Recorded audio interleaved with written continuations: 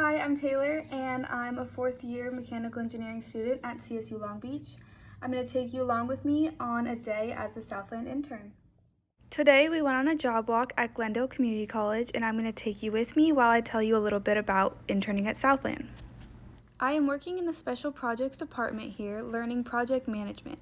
Since I've always been interested in project management, this internship is a good fit for me, and Southland gave me the chance to experience engineering from a construction perspective. I have learned technical things like closeout documents, Excel, and Bluebeam, but have also gained skills in communication and learned many aspects of the project process. I was able to watch the setup of control boards, got to do some hands-on pipe and welding shops, and have walked a few active construction sites. Southland has been a fun place to work because it has events like ping pong tournaments, picnics, and baseball games to encourage a positive team dynamic. Altogether, Southland has been an amazing place to work, providing me with many diverse learning experiences and being a positive environment to work in. Once I got back to the office, I opened up my computer and started getting some work done. I like to walk over to the other engineering interns and see how their design work is going on our project.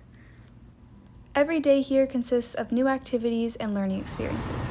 Thank you for coming along with me for a day as a Southland intern.